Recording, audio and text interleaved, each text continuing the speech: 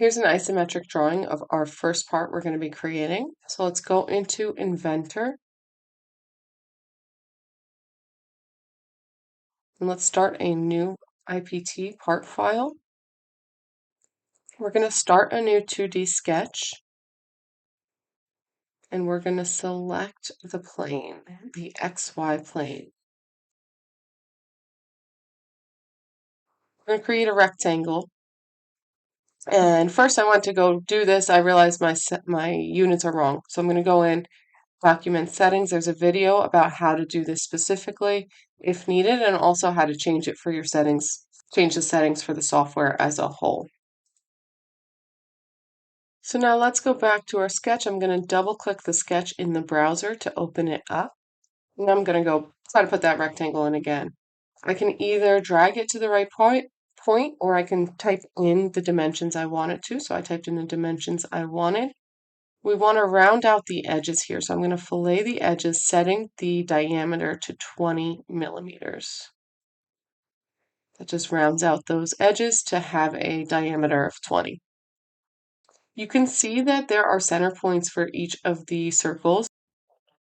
We can use features of sketches to create future elements. So what I want to do here, I'm going to extrude this part, but when I do so, I want to be cautious to extrude so that sketch is on the front of the face, so I can use those center points for the holes that we need to add. I'm going to set that extrusion distance to 12, and now we see that our part has turned into something three-dimensional. Automatically that sketch will hide itself, but you can right-click and click Visibility, and it'll turn that sketch back on so you can see its features again. Then we can go in with our hole tool and use those center points to snap to. Set the dimensions to the specifications. And while we're here, let's take a look at some of the options we have.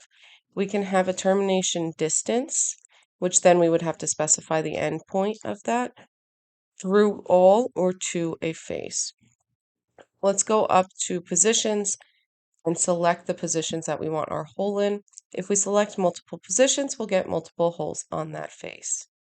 If we want, we can suppress features by right-clicking and going to suppress, and then we can undo that by the similar process, similar to how we hide and unhide the visibility of sketches. Let's create a new sketch on the surface, the face surface of this. I want to find that center point, and when I see that green, I'm snapping to a center point. You can see guidelines if you drag along that guide. So what I'm going to do is I'm going to choose one of those center points.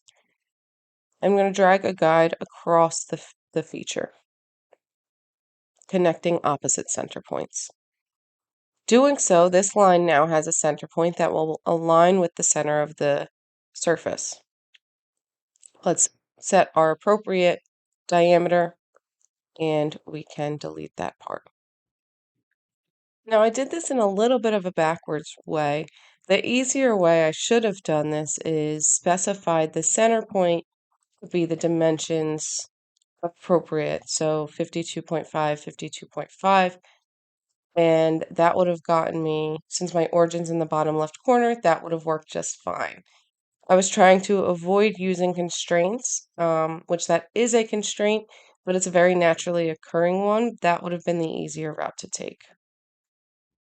So we just extruded that sketch, and now we're creating a new sketch on the face of that circle, of that column.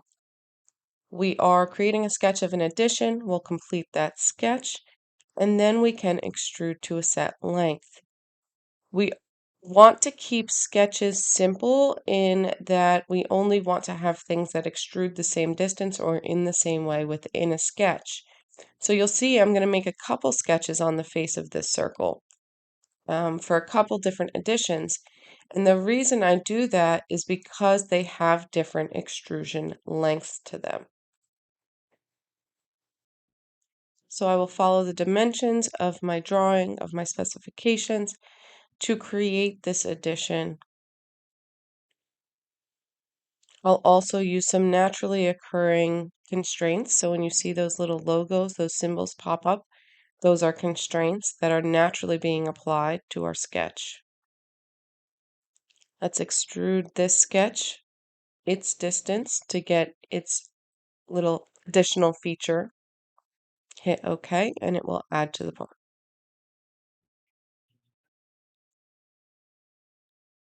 The next sketch we're going to create is on that same surface. And we're going to create a rectangle that's going to be subtracted from our existing part. What that's going to do is add a hole or it's like a negative extrusion. It's taking material away from where there was material before. So let's sketch that as per the specifications.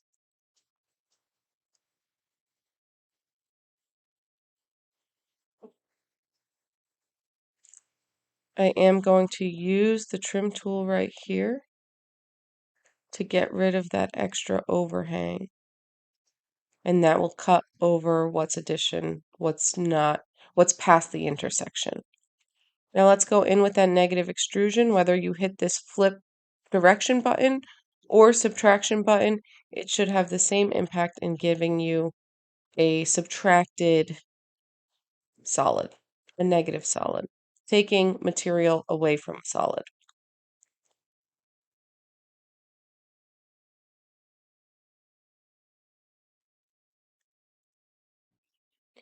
Now let's change the face that we're sketching on. We're going to sketch on that additional face. And what I'm going to do, we want to add holes here. But remember that we need to snap to a position in order to add holes. So what I could do is create this line here. Remember, I'm trying to do this while avoiding constraints, so we will learn some easier ways to do some of these things. But I'm going to add a distance. I'm going to add another distance. And these points that I just added are where I'm going to be adding my holes. Let's go to the holes. Let's set up the position right. Now these ones are going to go to a specific face. And so we're going to have to select the face that we want the holes to go to. First, we'll select our position of our holes. Then we'll rotate so we get access to the face we want to select. We want to select that inside surface we just created. Hit OK, and we should see that the holes go through to there, but not beyond there. Next, let's create the similar feature on this larger addition to our column. And I'm going to follow a similar process. There was an easier snapping point, so I didn't have to do that vertical line, but I'm getting my 2 points in here so that I have points to snap to when I go to add my holes to my feature.